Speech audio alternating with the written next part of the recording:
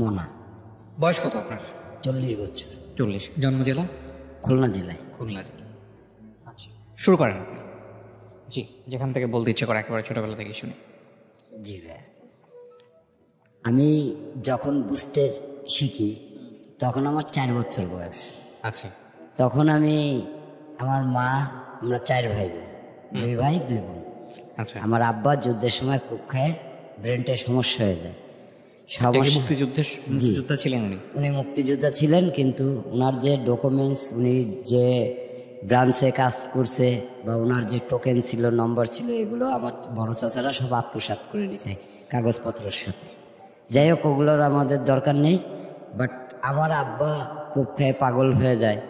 আমার আম্মা 4টা ছেলে মেয়ে নিয়ে, সে একটা মহিলা মানুষ, জীবনের সাথে যুদ্ধ করতেছে। এমনও দিন গেছে যে সারা রাত পানি গরম দিছে, আমাদের বলছে ভাত হচ্ছে, আমরা ঘুমায় গেছি, মাগার খাবার পাইনি, ঘুমায় গেছি।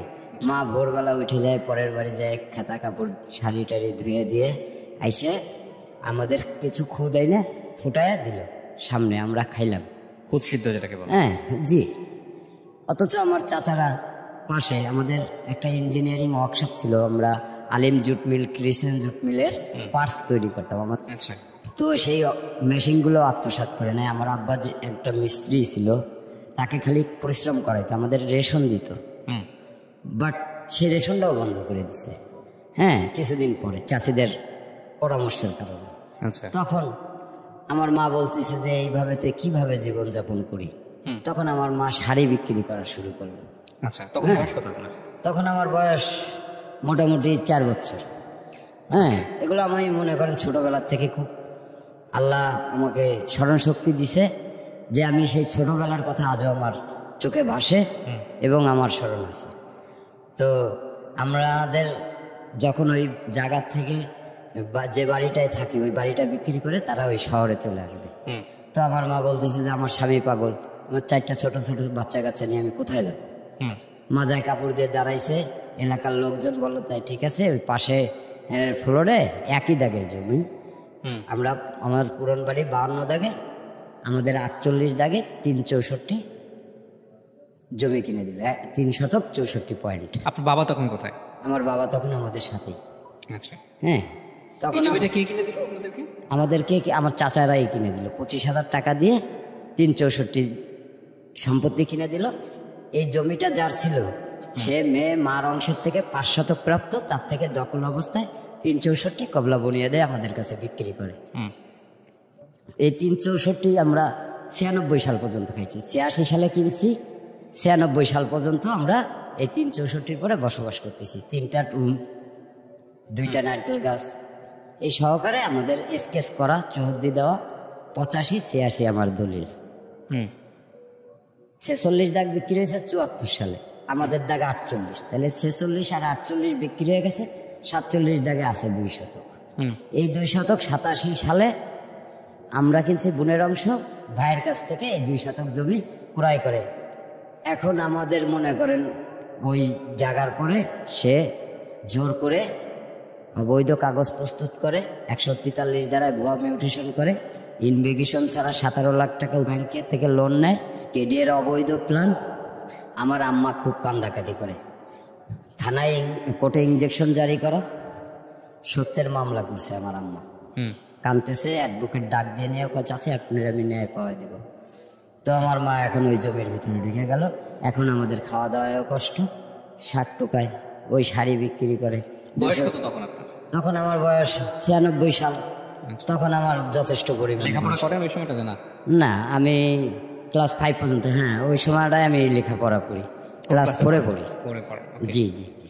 তখন আমার এই 97 সালে, 96 সালে অবৈধ কাগজ প্রস্তুত করে 97 সালে ঘর বাড়ি ভেঙে ছেড়ে দখল করে নেয়, 3তলা বিল্ডিং উঠানোর পরে এখন আমার মা তো ওই মামলায় মুগ্ধ হয়ে গেছে।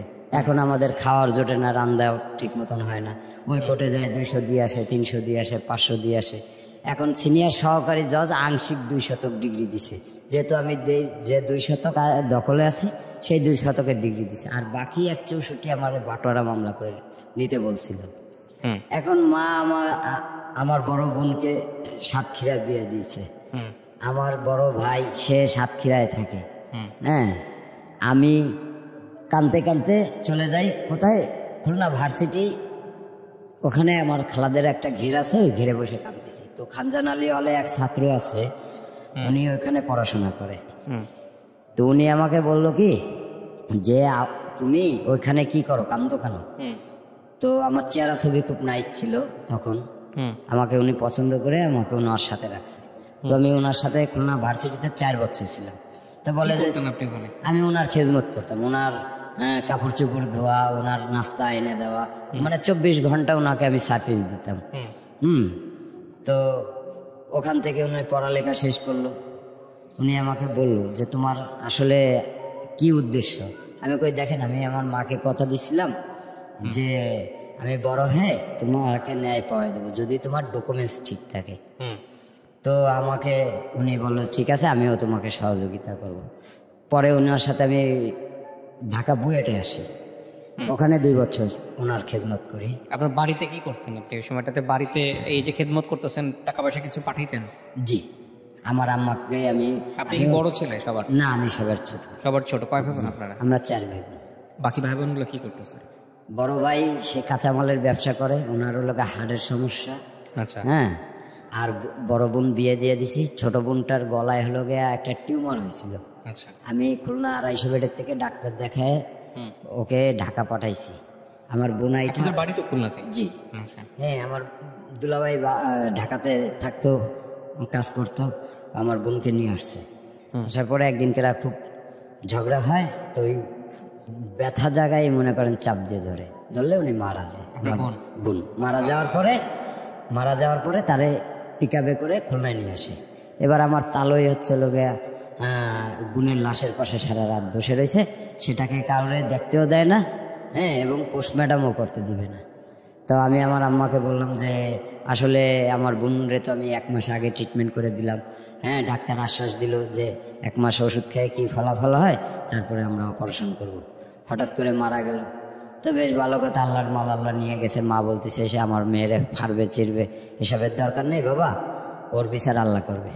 যাক, আল্লাহর পরে ভরসা রেখে হ্যাঁ মাটি টাটি দিলাম। তার 1 সপ্তাহ পরে বোনাই আর একটা মেয়েকে বিয়ে করছে। এখন সে ঘরে যে আমার একটা ভাগ্নে আছে, এই ভাগ্নে এখন বর্তমানে বিয়ে করে আমার মার সাথেই থাকে। আমার মাকে একটা বারান্দায় শোয়ায় রাখছে, আর সে ভাগ্নে আর ভাগ্নের বউ। ওকে, আপনি যেখানটা ছিলেন, আপনি বলছিলেন যে আপনি তখন ইউনিভার্সিটিতে?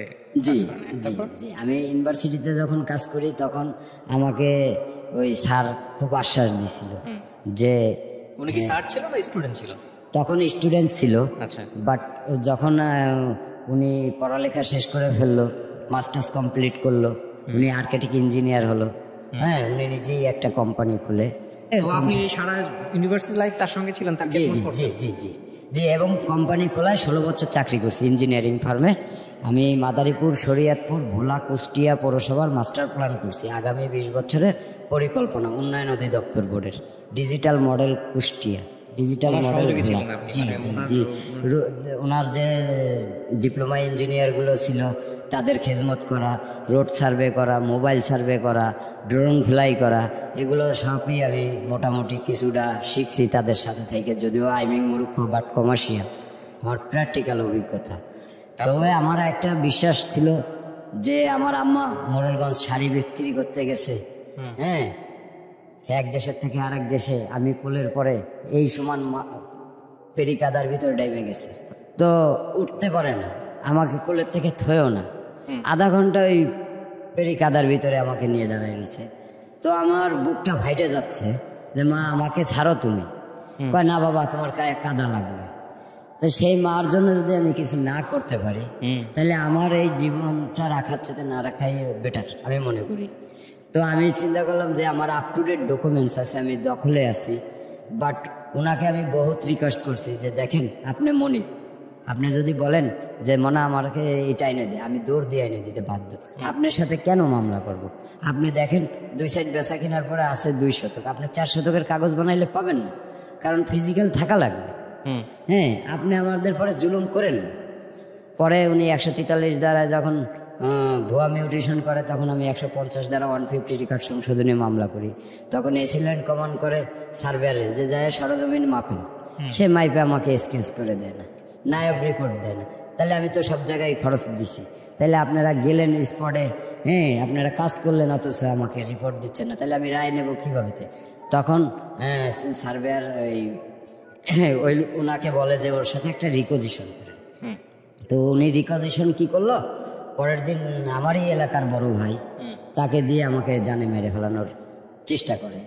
তো মাথার পরে হাতুড়ি দিয়ে বাড়ি মারে, তো আমি ওইটা ঠেকাতে যাই, আমার এই হাতটা ভেঙে যায়। প্লাস এর আগেও একবার আমাকে ধরে নিয়ে গেছিল পাইক গাছা কয়রা ডাকাতরা, এই যে পার রক কেটে দিছে, আমি ঠেলা দিছি, রকটা কাটতে পারিনি, বাট চাপাটির কোপটা রেখে গেছে।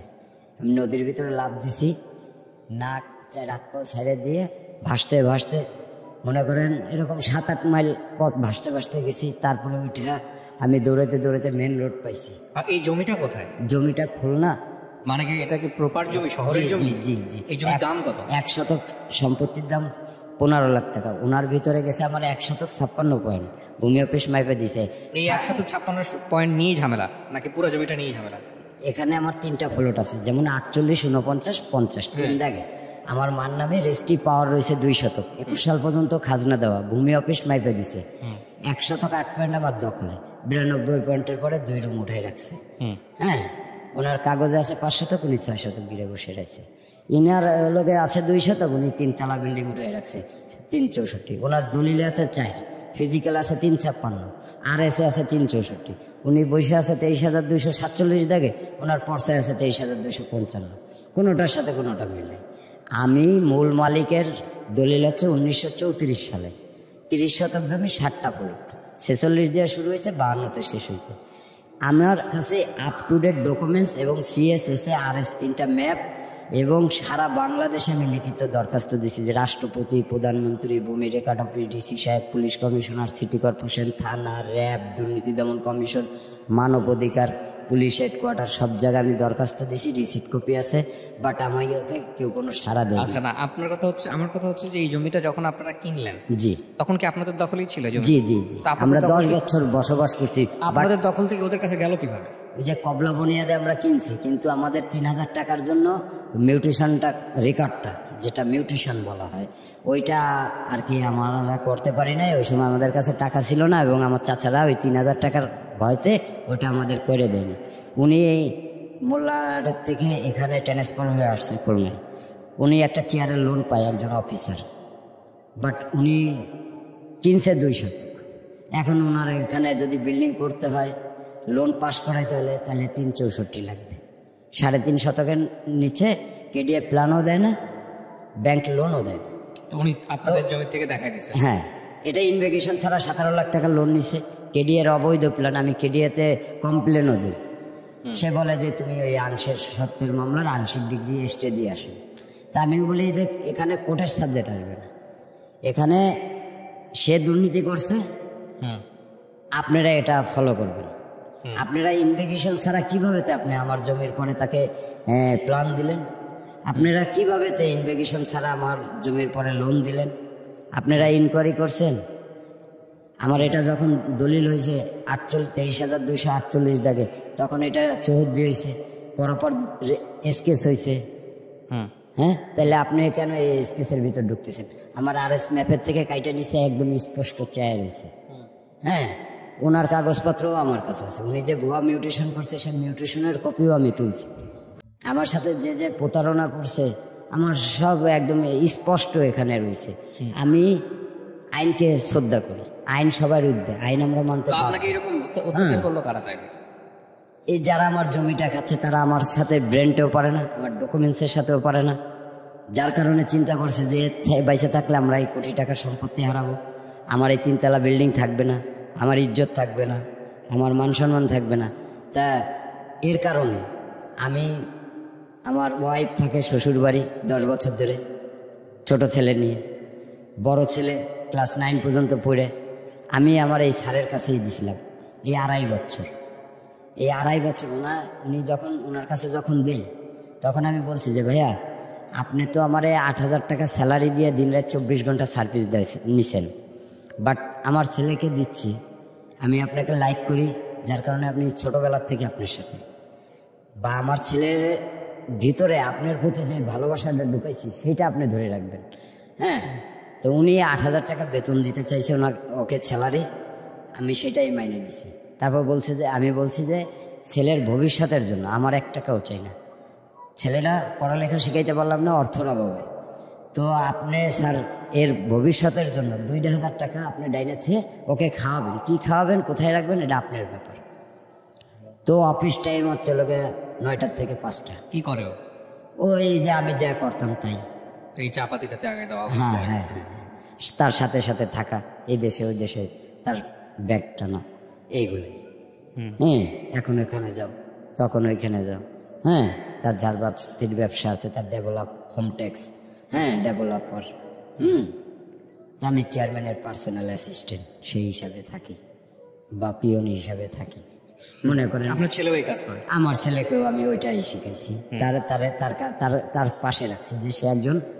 তো আপনাকে যখন এইসব করলো, মানে আপনাকে যে শারীরিকভাবে অত্যাচার করলো, পরে আপনি কি করলেন? নদীর মধ্যে ভেসেছিলেন, তারপর? হ্যাঁ, তারপরে আমি উপরে উঠে আসি, আমার করে এক লোক চাচা দেখা আমাকে এইভাবে ধইরা তাড়াতাড়ি মনে করেন মেন রোডের সাইডে নিয়ে আসে। তখন আমি ওই চাচার কাছ থেকে ছুটে যাই, কারণ তাকেও আমার বিশ্বাস হচ্ছে না, এরকম একটা অনুভূতি হচ্ছে।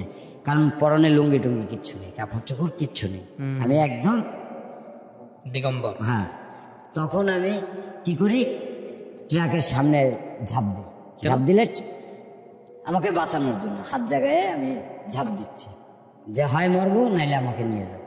তখন আমাকে নিয়ে ওই ট্রাকওয়ালা গাড়ি থামায় আমাকে উঠাইলো, উঠায় সব বিস্তারিত বললাম, পায়ের রক্ত, উনি গামছা দিয়ে বাঁধলো, বাঁধলে একটা বড় মার্কেটের মতন ওইখানে আমাকে সাইড করে আমাকে আগে খাওয়ায়। আমার প্রচণ্ড খিদা লাগছে, তখন আমার ওই কালো ভুনা দিয়ে গরুর মাংস দিয়ে আমাকে উনি পেট ভরে ভাত খাওয়ায়। হ্যাঁ, তারপরে ওনারা একটা পুরান লুঙ্গি দেয় আমাকে পিনতে, আমি সেটা পিন্দি। পরে আমার ধোলাইখাল, ঢাকা ধোলাইখালে উনি কন্টিনেন্টালটা ওখানে মাল নামবে, উনি আমার ওখানে নামাই দিয়ে 200 টাকা দেয়, কয় তুমি এই দিয়ে একটা গেঞ্জি কিনো 100 টাকা দিয়ে, আর 100 টাকা দিয়ে তুমি তোমার গোপন স্তরে চলে যাও, যেভাবে তো হোক। তখন আমি এই আইসে এই ফকিরাপোল ভ্যান গাড়ি চালানো শুরু করি, মানে এলাকা ছেড়ে দিলেন? এলাকা ছেড়ে দিছি। হ্যাঁ, জীবনের ভয়? জীবনের ভয়ে ছাড়িনি, কারণ এখানে ছাড়ছি এই কারণেই যে আমি আমার মাকে কথা দিছি। মা কই তখন? হ্যাঁ, মা তো বাড়িতে। মা বাড়িতে? হ্যাঁ, মার পরে আপনাকে যে মাঠটা দিল, এটা কি আপনার বাড়ি থেকে নিয়ে গিয়ে? বাড়ি থেকে কত দূর? বাড়ি থেকে সামনে একটা মোড় আছে, এতিমখানার মোড় বলে এটাকে। ওই এতিমখানার মোড়ে আমাকে নিয়ে প্রথমে, যারা মারছিল এদেরকে চিনতে পারছেন? উনি আমার এলাকারই বড় ভাই, ওনার এর আগের দিন গলনা চিংড়ির মাথা বড় বড় এগুলো কিনে ওনার বাসায় আমি আগুয়ে দিয়ে আসছি। তো উনি আমাকে খুব ভালো জানে, পরে এসে আমার কাছে মাপ চাইছে যে ভাইয়া তুই আমারে ভুল বুঝিস না, আমারে তো আসলে 50,000 টাকা দিছে আর মদ খাওয়াইছে, আর কাজটা না করলে আমার ক্ষতি করবে। যাই হোক, দুষ্কৃতী তাদের সাথে একটা রিকোজিশন করে আমাকে জানে মাইরা ফেলানোর। হ্যাঁ, পাও কাটাইছে, এটা ডাক্তার দিয়ে কোনো রকম আমি করছি, কারণ এটা রক্ত কাটে নাই, কিন্তু হাতটা আমার 2 টুকরা হয়ে গেছে। তারপরে কি করলেন? হ্যাঁ, এটা আমি সদর হাসপাতালের থেকে মানে যখন ভেঙে দিছে আমি তখন দৌড় দিয়ে এসে, উনি আমার কাছে তো টাকা পয়সা নেই, আমি তো গরিবের ছেলে। হ্যাঁ, তো আমি দৌড় দিয়ে এসে তখন এসিল্যান্ডের কাছে গেছি, মেহেদি হাসান নাম। তো উনি আমাকে 1,000 টাকার একটা নোট বের করে দিল, যে বলে যে তুমি শিগগিরই যাই ব্যান্ডেজ করো। তখন আমি এই দৌড় দিয়ে যাই ওখানে গেলে ওখান থেকে আবার আমাকে পাঠায় আবার 1 কিলো দূরে, যে আপনি যে আগে এক্সরে করে আসেন। পরে আমি এক্সরে করে আসলাম, আসার পরে আমার এই পুরো হাতটারে টাইনে ধরে ব্যান্ডেজ করে দিল। ব্যান্ডেজ করে দিয়ে বললো 40 দিন রাখবা। তা 25 দিনের পরেই দেখে ভিতরে চুলকায়, আমি খুলে ফেলছি। হ্যাঁ, খুলে ফেলার পরে খুলে ফেলার আগে আমারে আবার ধরে নিয়ে গেছে, মোটর সাইকেলে বসায় নিয়ে গেছে। আমার বাড়ির পাশেই হচ্ছিল আমার ছোট বোনের শ্বশুর বাড়ি। ছোট বোনের যে ননদ, সে হলো খুব ভয়ঙ্কর, সে ছোটবেলায় আমার একবার গলা চিপে মেরে ফেলাতে গেছিল। তো উনি হচ্ছিল গিয়ে ওই যে জমিটা খাচ্ছে ওনরা পুরোটাই জাল দলিলের করে খাচ্ছে। এদের কোনো এক টুকরো সম্পত্তি নেই, এরা পুরোটাই জাল দলিলের পরে খাচ্ছে। মূল মালিক হচ্ছে লোকে এসএ রেকর্ডের মালিক। আপনি মামলা করার পরে মামলা থেকে কি বলছে? মামলা থেকে ওই যে সিনিয়র সহকারী জজ আংশিক ডিগ্রি দিছে 2 শতকের, বাকি 164 বাটোয়ারা করে নিতে বলছে। বাটোয়ারায় যায় আমাকে প্রাথমিক ডিগ্রি দিছে, যেহেতু ওখানে এই যে বিবাদী চেঞ্জ করে দেওয়া হয়েছে। 48 দাগের জমি নিয়ে গেছে 47 দাগের মালিক, ওখানে 1 নং বিবাদী বানাইছে 46 দাগের মালিকরে। তাহলে 46টা 47 ডাঙ্গায় 48-এর জমি নিতে যায় না, তাহলে উনি কেন 1 নং বিবাদী হবে? এখানে অ্যাডভোকেট একটা সাজেশন করছে। পরবর্তীতে যখন অ্যাডভোকেটের কাছে জিজ্ঞেস করতে গেছি, সে আমাকে বলে ওদের টাকা আছে, তোমার টাকা আছে? তা আমি তো টাকার জন্য তো, টাকাটা তো পরের সাবজেক্ট আসবে, আমি তো ন্যায়ের জন্য আপনি আমাকে ডেকে নিয়ে আসছেন, আমি তো আপনার কাছে সাইডে আসিনি। তো আপনি সত্যের মামলায় রাইট যেটা প্রাপ্য সেটাই আপনি লিখলেন, সেটাই করলেন, মূল মালিকরে আপনি 1 নং বিবাদী বানাইলেন। এখানে এসে যে দখল সূত্রে আছে সে হবে 1 নং বিবাদী, আপনি সেখানে পাশের দাগের মালিকরে কেন বানালেন? ভাই হ্যাঁ, আপনার ওখানে বাড়িটারি আছে কিছু? জি, আমি দখলে আছি 2 শতক 8 পয়েন্ট, আমি ছাড়িনি। যেভাবে তো ভেঙে চুরে নিয়েছে ওইভাবেতেই ফেলাই রাখছি। আপনার বৃক্ষ তোমার নাম কি ফলে পড়েছে, আমি 5-এর বইতে একটা ছড়া পড়ছিলাম যে আসমানিদের দেখতে যদি তোমরা সবে চাও, রহিম বাড়ি রসুলপুরে যাও, বাড়িতে নাই পাখির বাসা ভেন্ন পতার ছানি, একটুখানি বৃষ্টি হলে গড়িয়ে পড়ে পানি, তারই তলে আসমানিরা থাকে বছর ভরে, পেটটি ভরে পায় না খেতে বুকে কখান হার, সাক্ষী দিছে অনাহারে কদিন গেছে তার। তো বৃক্ষ তোমার নাম কি ফলে পরিচয়, স্পটে গেলে দেখতে পারবেন যে আমার মা একাকী একটা মহিলা, যে চোখে দেখে না, চলতে পারে না, সে কিভাবে তার জীবনটা চালাচ্ছে। সে বয়স্ক ভাতার জন্য গেছে, তার বয়স দিয়ে দিয়েছে 40 বছরের কম, অথচ তার 70 বছর বয়স। যারা এগুলো ডিসিপ্লিন পরিচালনা করে তাদের কারণে আমরা ক্ষতিগ্রস্ত। তোমার বাড়ি এখানে ওই 2 শতক জমিতে কে থাকে আপনার? আমার আম্মা থাকে আর আমার ভাগনা আর ভাগনা বউ থাকে। হ্যাঁ, আর আপনার তাহলে পাওয়ার কথা জমি কতটুকু? আমার 364 পাওয়ার কথা, ওয়ারিশ সূত্রে আমি 3 শতক 64। 3 শতক 64 পয়েন্ট। এটা হলো বাবা 2 শতক 8 পয়েন্ট। 2 শতক 8 পয়েন্ট আপনার দখলে নাই কতটুকু? 1 শতক 56 পয়েন্ট। এই 1 শতক 56 পয়েন্টের জন্য আপনি লড়াই করতেছেন? শুধু এই 1 শতক 56 পয়েন্ট না, এর পাশে আবার এর সাথে আরো 2টা প্লট আছে। হ্যাঁ, ওই প্লট কি আপনার নাই? আছে। 1 শতক 8 পয়েন্ট আমার দখলে আছে, ভূমি অফিস মাইপে দিছে। আর ওই 92 পয়েন্টের পরে 2 তলা উঠাই দিয়েছে। আপনি আমাকে জাস্ট বলেন যে আপনার জমি কতটুকু, দখলে কতটুকু, দখলে নাই কতটুকু? আমার জমি 3 দলিলে 11.5 শতক, আমার দখলে আছে 2 প্লটে 3 শতক 16 পয়েন্ট, একটাই আছে 1 শতক 8 পয়েন্ট দখলে। সর্ব মিলায় কত আছে? সর্ব মিলায় 3 শতক 16 পয়েন্ট আছে দখলে। আর বাকি আপনার? আর বাকিটা বেদখল। বেদখল? জি। তো বেদখল তো প্রথম তো আপনার পুরো জমিটা আপনাদের কাছেই ছিল, তাহলে তো এরা উড়ে এসে জুড়ে বসে নাই, হুট করে উড়ে এসে জুড়ে বসে? হ্যাঁ, হুট করে জুড়ে এসে। তখন আপনারা বাধা দেননি কেন? আমরা তো বাধা দিচ্ছি সব সময়। ওই যে ওসি সাহেব বলে যে খায় এসে কয় চাষি আল্লাহ রেখুন, বান্ডিলেরটা পকেটে ইঞ্জেকশন জারি চলে, যেখানে ইঞ্জেকশন জারি করা সেখানে তো নিষেধাজ্ঞা, সেখানে তো কাজ চলার কথা না। সে ভরপুর সে 3 তলা উঠাচ্ছে, তাইলে এখানে তো আমাদের মূল্যায়ন নেই। যেহেতু বাপ পাগল, মা 60 টাকায়, তো আমরা ছোট মানুষ, তখন আমরা কি করতে পারি বলেন? অর্থাৎ তার মানে আপনি যখন অনেক ছোট ছিলেন তখনই এটা? হ্যাঁ হ্যাঁ হ্যাঁ, ওই যে 97 সালে। এই জন্য আপনার টার্গেট ছিল জীবনে যে যেমনি পারে ফিরাই। জি, আমি আমার মাকে কথা দিছি যে মা আমি তোমাকে ন্যায় পাওয়া দেবো যদি তোমার ডকুমেন্টস ঠিক থাকে। তা আমি দেখি যে আমার আপ টু ডেট ডকুমেন্টস আছে। মেয়ে মার অংশের থেকে 5 শতক প্রাপ্ত, তার থেকে দখল অবস্থায় 364 কবলা বনিয়াদে বিক্রি করে গেছে। এই সম্পত্তি নেওয়ার মতন তো কোনো ম্যান নাই, যেহেতু এসকেস হয়েছে 14 দিয়েছে। আমার দলিল 85-86, আর যে খাচ্ছে তার দলিল 87-96। তাহলে আমার এত জিনিস বোঝেন, তো বিভিন্ন টার্ম ইউজ করতেছেন, এগুলো কি আপনি এই কোর্ট কাছারি করতে করতে দৌড়াদৌড়ি করতে করতে শিখছেন নাকি? স্যার, আমি শিক্ষিত লোকের সাথে থাকিয়ে 6 বছর আমি ওনার কাছ থেকে অনেক কিছু শিখছি। হ্যাঁ, কিভাবে মানুষের সাথে চলতে হবে। বলতেছেন জমি, আমি এই 4 বছর আমি নিজেও জানি না, এই যে নাম জানি, ডিগ্রি জানি, অমুক জানি, তমুক জানি। আমি যখন আমি আমার মার কাছ থেকে কিছু পেপার পাইলাম, তখন এই জমির মূল মালিক থাকে হলো মোংলাপটে। উনি মোংলাপটে দারোয়ানির চাকরি করে রিটায়ার্ড হয়েছে। ওইখানে উনি ওই মোংলার নদীর ওই পারে বানিশান্তা, ওইখানে উনি জায়গা কিনে ওইখানে উনি থাকে। ওনার 2 ছেলে, একজন পুলিশ, দুজনেই পুলিশ কমিশনারের গাড়ি চালায়, বাট তাদের খোঁজ খবর নেয় না, যে ওখানে যে আমার বাপ আছে, আমার মা আছে, হ্যাঁ, তারা খোঁজ খবর নেয় না। পরে যখন আমার এই জমি, যে চাচা আপনি 2 শতক জমি 4 শতক কীভাবে বিক্রি করলেন? বাবা আমি 2 শতক জমি বিক্রি করছি, 30,000 টাকা দেওয়ার কথা।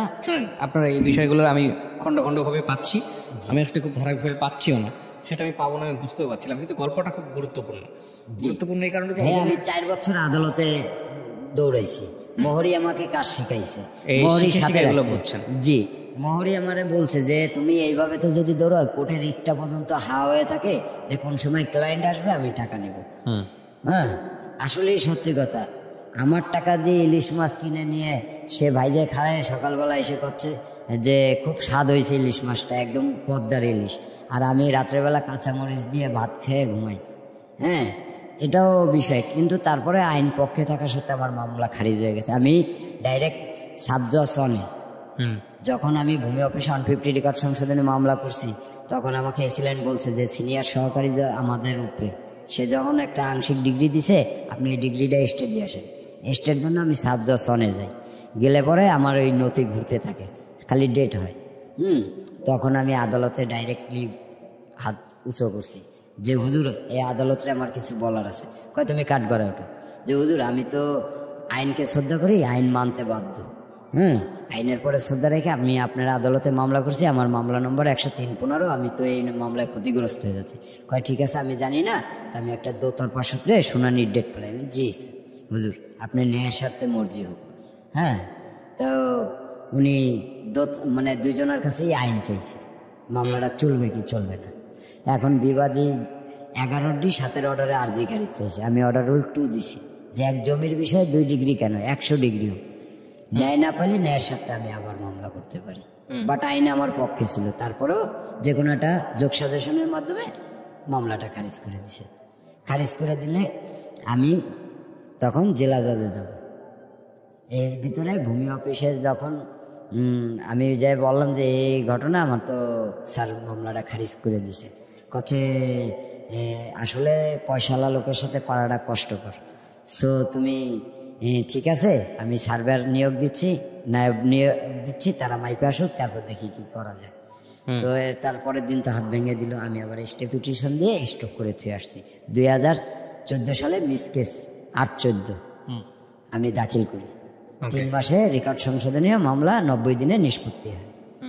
আজও পর্যন্ত সেটা নিষ্পত্তি করতে পারি না। তাহলে আমি কিভাবে আমি জমি পাবো?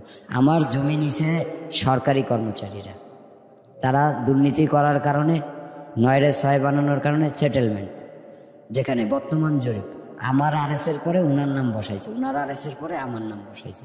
2 ফ্লোরে জমি হচ্ছে 5.5 শতক, 2 দলিলে হচ্ছে 7.5 শতক হয়।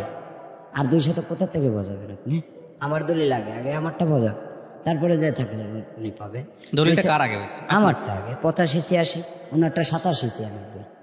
তাহলে আমার 2 দলিলের মালিক আর ওর দলিলের মালিক কি, জমির মালিক কি এক? ভাই আর বোন। আমি বোনের অংশ কিনছি, উনি ভাইয়ের অংশ কিনছে। আচ্ছা, ওয়ারিশ কামও আছে, সে মার দলিলও আছে, বাপের দলিলও আছে। 1934 সালের থেকে এই পর্যন্ত যে কয়টা দলিল হয়েছে সব আছে। কে কিনছে আগে আমরা কিনছি, পরে উনি কিনছে। কত বছর ধরে এই মামলা লড়তেছেন?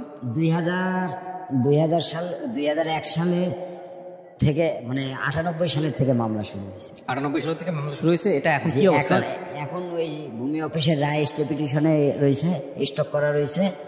আর ওই যে সিনিয়র সহকারী জজ আংশিক 2 শতক ডিগ্রি দিয়ে রাখছে। বাটোরা মামলা যে 164 পাওয়ার কথা ছিল, ওখানে অ্যাডভোকেট দুর্নীতি করার কারণে ওখানে আমি ক্ষতিগ্রস্ত হয়ে প্রাথমিক পাইছি। মানে কোনো রেজাল্ট আসছে নাকি আরো? না, কোনো কিছুই পাইনি, সব জায়গায় প্রতারণা। হ্যাঁ, এটা কি শেষ কার্যক্রম নাকি চলতেছে এখনো? এখন এখানে আমাকে হাইকোর্টের একজন ব্যারিস্টার, সে আমাকে পরামর্শ দিল যে তুমি এটা খুলনা জেলা জজ করতে হবে তোমার। হ্যাঁ, আপনি এটা করার প্রিপারেশন নিচ্ছেন। এখন আমি এটা নিব কিভাবে? আমি তো ওখানে গেলেই আমাকে মনে করেন মুরগির ছাড় মতন ধরে মেরে ফেলবে। কেন? হ্যাঁ, কারণ দেখেন ওনাদের অর্থ আছে, ওনাদের ক্ষমতা আছে। কোনো মামলা হয়েছে এই জমি কেন্দ্রিক দৌড়াদৌড়ি করতে গিয়ে? আপনার নামে কোনো মামলা হয়েছে? না, আমার নামে কেন মামলা হবে? আমি তো আসলে ওই ধরনের না, আমি তো দিনমজুরি।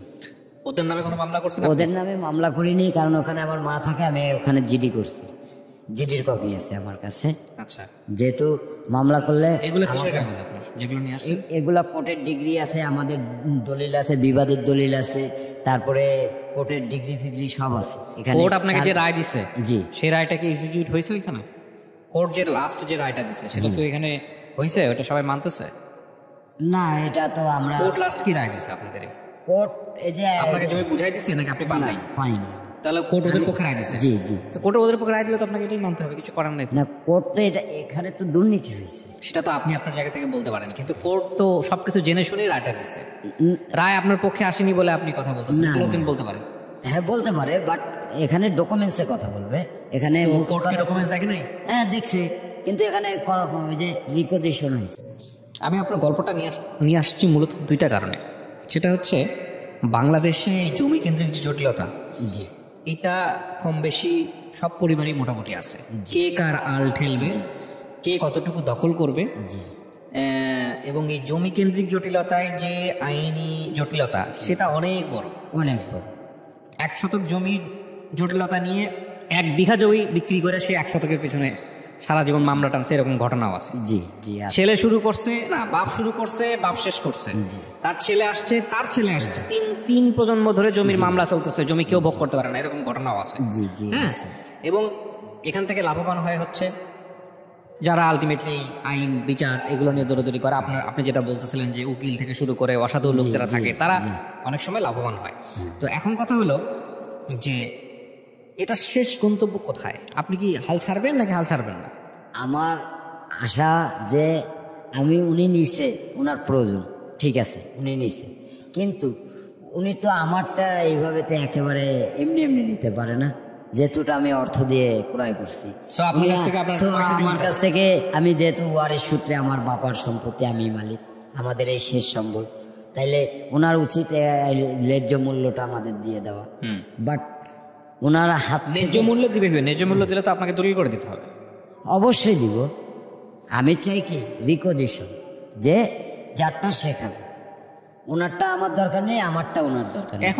এখন এখানে আমি যেটুকায় আছি বর্তমানে, সেটা মৌজা রেট হিসাবে প্রায় 70-80 লাখ টাকার মতন দাম। আপনার কত টাকা খরচ হয়েছে এই এতদিন পর্যন্ত কোর্টে? এতদিন পর্যন্ত আমার প্রায়, আমার মার থেকে নিয়ে শুরু করে আমার এই পর্যন্ত প্রায় 8 থেকে 9 লাখ টাকার মতন খরচ হয়েছে। 8 থেকে 9 লাখ টাকা খরচ হয়েছে 20 থেকে 22 বছরের যে জীবন যৌবন সবকিছু গেছে এটার পিছনে। জি, আমার ভালো হয়েছে না মন্দ হয়েছে? এটা আসলে এটা নেগেটিভই হয়েছে। এটার পিছনে মিথ্যে মরুচিকার পিছনে যেরকম দৌড়ানো উচিত না, এরকম জায়গা জমিও এরকম, তাদের অর্থ আছে, ক্ষমতা আছে, তাদের সাথে জানতেন যে এরকমই একটা রেজাল্ট আসবে না। তবে আমি আশাবাদী ছিলাম যে ন্যায় দেওয়ার জন্য অবশ্যই কেউ না কেউ আসবে। আমি গল্পটা শেষ করার জায়গাটায় এসে একটু একটা কথা বলতে চাই। সেটা হচ্ছে যে আপনি যে আইনি সহায়তা নেওয়ার জন্য গেছেন এবং এত বছর ধরে যুদ্ধ করছেন আপনার জায়গা থেকে আইনি সহায়তা পাওয়ার জন্য, সেটা সর্ব অবস্থায় রাইট। হ্যাঁ, আপনি চাইলে সারা জীবন ধরে এটা করতে পারেন, কিন্তু সিচুয়েশনটাই আসলে কেমন দেখেন, আপনার এই ঘটনা খুব ব্যতিক্রম না আমাদের সমাজে। জমি কেন্দ্রিক এই যে জটিলতা সেটা অনেক আছে।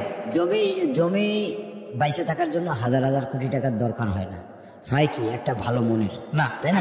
ওইটা বাদ দেন, আপনি এখন পরের কথা হচ্ছে যে আপনার জেনারেশন এটা পারলো না, জি, এর পরের জেনারেশন সেটা আনতে পারবে, এর পরের জেনারেশনও পারবে, আইনি সুযোগ নেওয়ার সুযোগ আছে।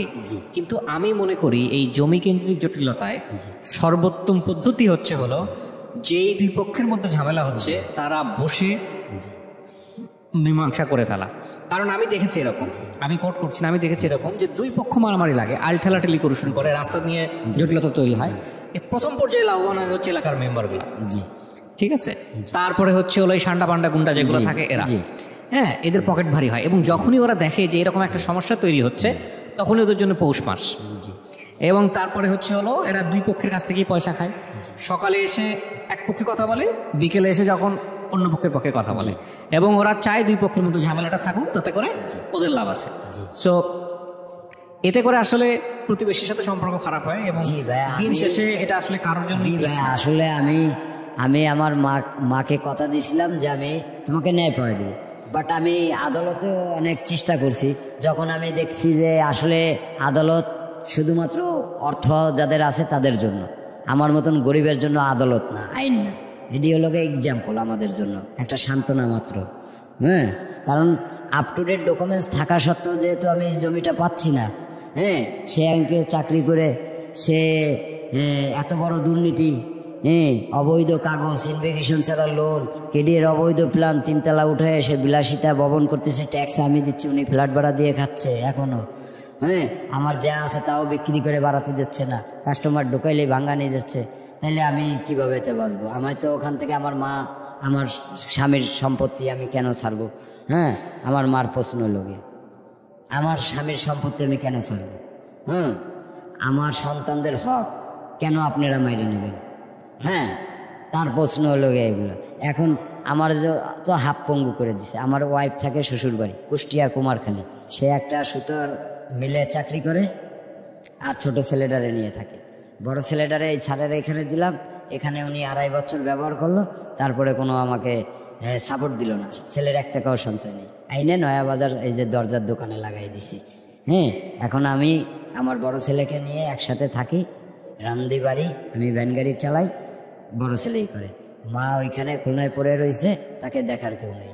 তো আমরা যা আছে আমাদের বাদ বাকি, ওইগুলো যদি বিক্রি করে বেরোয় যেতে পারতাম তো মনটাকে বুঝতে দিতে পারতাম। যেহেতু তারা তো আসলে খুব খারাপ মানুষ, আমাকে মনে করেন মেরে ফেলাবে, বাঁচার কোনো সুযোগ দিবে না। হ্যাঁ, তো আমি বহুত চেষ্টা করছি। আসলে সাংবাদিকদের কাছেও গেছি বহুত, বুঝছেন, সবাই প্রতারণা করে। এই যে জৈন পত্রিকার সাংবাদিক বলে যে এই তোমাকে ভূমি মন্ত্রণালয় আমার অমুক আছে তমুক আছে, আমরা এই কাজ করে দেব, হ্যাঁ 1 মাস সময়, তুমি 20,000 টাকা দিবা। তা তুমি গরিব মানুষ, 20,000 দিতে পারবে না, 10,000 দাও। তো 10,000 দিলাম, 10,000 নিয়ে উনি মোবাইল অফ করে রাখছে। পরে আমি একটা জিনিস ফলো রাখছিলাম ওনার, যে ওনার বাচ্চাটা কোন স্কুলে দিয়েছে, ওই শ্যাকের ট্যাগ আমিন গ্রুপের ওইখানে, ওইখানে আমি কয়েকদিন যাই মানে টার্গেট। তো লাস্ট ডেট যেদিন ওনার বাচ্চাদের ভর্তি করবে সেদিন আমি যাই ওনার পাইছি। পাই মোটরসাইকেলের চাবি নিয়ে নিছি, ওনার আইডি কার্ড নিয়ে নিছি, আর বলতেছি মোটরসাইকেল এখন আমার। হ্যাঁ, আর পকেটে 1,000 টাকা ছিল, নিয়ে নিছি। এখন উনি বলতেছে যে ভাই এই টাকা না, 1,000 না দিলে আমার 2টা বাচ্চা অচল হয়ে যাবে। তা আমি বলতেছি যে আপনার বাচ্চা, আপনি তো চিটার, আপনি একজন সাংবাদিক, দেশের গর্ব, আপনি কেন আমার সাথে, আমার মতন মানুষের সাথে প্রতারণা করলেন বলেন? আমি তো আপনারা বারবার বলছি যে আমি অসহায় দরিদ্র মানুষ, আপনি আমার ডাইকে নিয়ে আপনি আমাকে এরকমভাবে ব্ল্যাকমেল করলেন। 10,000 টাকা, 10 কোটিও না, 10 লাখও না। তো আপনি তো 10,000 টাকা, আপনার তো প্রতি মাসে মোটরসাইকেলের তেল ভরতে লাগে, আপনার একটা মোটরসাইকেল দিছে 8 টিয়ার, আপনি এটা পাঠা চালাইলেও তো আপনার রিজিকের ফয়সলা হয়ে যায়। আপনি চাকরি করেন, আপনার ফ্ল্যাটে থাকেন, আর আমি থাকি কোথায়, বস্তিতে, খাই কি 50 টাকা। হ্যাঁ, আমার হাতটা ভাঙ্গা, আপনি দেখে আপনি আমার টাকাগুলো কিভাবে খেলেন? আমি লাভের পরে টাকা এনে দিছি আপনারে, আজও আমি জ্বলতেছি সেই টাকার জন্য। পরে উনি তো খুব হাত পাও ধরতেছে। পরে আমার ভিতরে একটা মায়া এসে গেছে, আমার লাইফ নষ্ট হয়ে গেছে, 2টা বাচ্চার লাইফ নষ্ট করে লাভ নেই। আজকেরা ভর্তি না করতে পারলে আর ওনার বাচ্চারা ভর্তি হবে না। আমি দিলাম 1,000 টাকা, আবার ফেরত দিলে পরে ভর্তি করলো। করার পরে আমায় বলি যে চলেন মতিঝিল, চলেন আমার সাথে মোটরসাইকেল চলেন। উনি ঠেলে ওনার বাসার ভিতরে নিয়ে গেল মোটরসাইকেল থুয়ে। এবার আমার হাত পাও ধরতেছে, ই করতেছে। আমি কই আমি ইচ্ছা করলে আপনার কাছ থেকে এখন 10 লাখ টাকা নিতে পারি, আর নাহলে আপনার লাইফ নষ্ট করে দিব আমি, আপনার সন্তানদের কাছে আপনার ছোট করে দেবো, আপনার ওয়াইফের কাছে ছোট করে দেব। পরে ওনার বাইরে দিয়ে টাকা নেয়, আমার টাকা দেয় উনি। আর ওনাকে বলছি যে আপনি 100 বার ইনুস দোয়া করতে হবে, যেহেতু আপনার এখন বিপদ, একমাত্র আল্লাহ পাক রব্বুল আলামিন ছাড়া আপনাকে কেউ সহযোগিতা করতে পারবে না। হ্যাঁ, তারপরে বলছি যে আপনার বাচ্চার মাথায় হাত দিয়ে বলেন যে আপনি জীবনে কোনোদিন হারাম শুয়োর খাবেন না, পরিশ্রম করে খাবেন আমার মতন। আমি যে আমার এই সম্পত্তিটা খাচ্ছে, যাদের কারণে আমার লাইফটা নষ্ট হয়ে গেছে, আমার 2টা বাচ্চা আজকে রাত, হ্যাঁ কেউ বলবে না যে 2টা আমার বাচ্চা। কারণ আমি একটা কারণ না আপনাকে শেষ করি, সেটা হলো কিছু কিছু জায়গায় আমাদেরকে আমাদের সীমানা বুঝতে হয়। আপনি যেমন আপনার সীমানাটা বুঝতে পারেননি হয়তো, বা চেষ্টার সীমানাটা। জি, এই যে আপনার পুরো জীবনটাই এখানে আপনি শেষ করে দিলেন, শুধু মাকে ন্যায় দেওয়ার জন্য। ন্যায় দেওয়ার জন্য আপনি এখনো চেষ্টা করেন, আমি আপনার জন্য দোয়া করি, চেষ্টা ছাড়েন না, জি, হাল জি, ছাড়েন না। জি। কিন্তু সীমানা বুঝেন, সীমানা বোঝাটা জরুরি। কেন? কারণটা হচ্ছে যে আপনার হাতে শক্তি নাই, জি, কিন্তু আপনি যুদ্ধ করতে যাচ্ছেন বাঘের সাথে, আমি উদাহরণ দিচ্ছি, জি, জি, এবং আপনি মনে করতেছেন যা থাকে কপালে যুদ্ধ করেই মরবো, লোকজন আমাকে বীর বলবে। আমি বলি এটা বোকাম, বরং ওই জায়গা থেকে পলায়ন করাটাই হলো উত্তম। উত্তম। পালাই গিয়ে শক্তি সঞ্চয় করে বাঘ খোঁজেন, জি, এটা হচ্ছে বুদ্ধিমানের কাজ। আর যদি পালাই গিয়ে জীবনের কোনো শক্তি সঞ্চয় করতে নাই পারেন, আপনি যদি ন্যায় হন, তাহলে সৃষ্টিকর্তার কাছে সবসময় বলেন যে আল্লাহ তুমি সুবিচার দাও, সবচেয়ে বড় হাকিম তো সেই, তাই না? এখন তো আপনি যা এখানে বললেন, আমি উপস্থাপনার জায়গা থেকে যদি একটুকু বলি, যেটা একপাক্ষিক কথা আমি শুনেছি, আপনি এখানে আপনার মতো করে বলছেন। আর দ্বিতীয় কথা হচ্ছে, যাদেরকে নিয়ে বলছেন তাদের কারো পরিচয় আমরা এখানে রিভিল করিনি, কিন্তু তাদেরও নিশ্চয়ই অনেকখানি বলার আছে, তারাও তাদের জায়গা থেকে সঠিক। জি, বাট আসলে কে সঠিক সেটা জানেন উপরওয়ালা, জি, যদি আপনি সৃষ্টিকর্তা মানেন। জি, অবশ্যই। তো আমার মনে হয় তার হাতেই ছেড়ে দেওয়াটা বেটার। জি, চেষ্টা করতে থাকেন, জি, কিন্তু এমনভাবে চেষ্টা করেন না যাতে করে নিজের জীবনটাই শেষ হয়ে যায়। নিজের জীবনটা না গেলে না আপনি বলতে পারবেন যে ঠিক আছে আমি মার জন্য চেষ্টা করছি, মার ছেলে। কিন্তু এই জীবনের সাথে যারা জড়িত, আপনার সন্তান, তাদেরকে বঞ্চিত করার তো কোনো সুযোগ নাই, তাই না? তো এই যে পায়ে কুপ খাওয়া, হাতের বাড়ি খাওয়া, সাংবাদিককে ধরে ঘুষ দেয়া, তারপরে কোর্টে গিয়ে এই যে বারবার অপদস্থ হওয়া, এগুলো একটু আমার মনে হয় চিন্তা ভাবনা করে স্টেপ ফেলাটা উচিত, কারণ এখনো সময় আছে। জি ভাই, আমি এটা হেল্ড আপ করে রাখছি এই কারণে যে জলে বাস করে কুমিরের সাথে যেমন লড়াই করা যায় না, তেমন পয়সালা লোকের সাথে আমার মতন গরিব মানুষ পারবে না। বাট আমার যেগুলো বর্তমানে আছে legal way, up to date, আমি দখল আছি, আমার আপ টু ডেট ডকুমেন্টস আছে, সেগুলো তো আমি বিক্রি করে আমার মাকে নিয়ে বেরোয় আসতে পারি যে ভাই তোমরা যেটুকু নেওয়ার তা তো নিশ্চয়ই, আমরা চাই না, আমাদের বাঁচতে দাও। সেই শুরু থেকেই বলে আসতেছি। প্রিয় দর্শক এবং শ্রোতা, আমি শুধু গল্পটা এই কারণ আমি সাধারণত জমি কেন্দ্রিক জটিলতা গল্পগুলো আপনাদের সামনে উপস্থাপন করি না, কিন্তু এগুলো প্রচুর আমার কাছে মিল আসে, প্রচুর। জমি আর ঋণ বিষয়েও আমি কিছু গল্প তুলে নিয়ে আসতে চাই আপনাদের কাছে। তবে জমি বিষয়ে আমি মনে হয় এই প্রথম কোনো এপিসোড করলাম আমার এন্টায়ার ক্যারিয়ারে, 10-12 বছরে। যদিও এটা আসলে খুব একটা সেই অর্থে জটিল বা কমপ্লেক্স বা সাসপেন্সপূর্ণ এপিসোড না, তবে এটা ঠিক যে এই জমি কেন্দ্রিক জটিলতায় বছরের পর বছর, 20 বছর, 30 বছর, 40 বছর, 50 বছর ধরে মামলা চলেছে, কিন্তু কোনো সমাধান আসেনি। এবং এই যে সমাধান আসেনি, সেই সমাধান আসলেও এক পক্ষ মানেনি কিংবা অপর পক্ষ সন্তুষ্ট হয়নি বলে সেই মামলা নতুন করে আরও দীর্ঘায়িত করার যে ব্যাপারগুলো, সেগুলো আসলে জেনারেশন পর জেনারেশন এক ধরনের অভিশাপ হিসেবে অনেকেই ক্যারি করে, এবং এটা আসলে বেটার কোনো রেজাল্ট আসে না।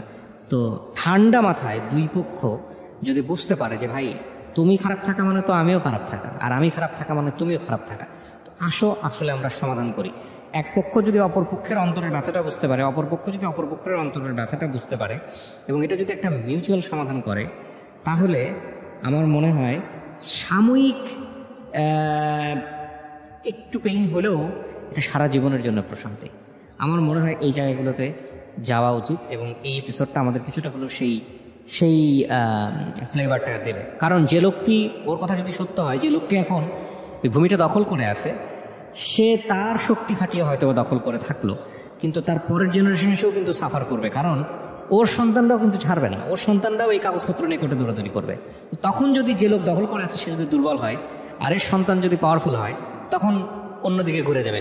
সো এই বছরের পর বছর এই অশান্তি জিয়ে রাখার কোনো মানেই হয় না।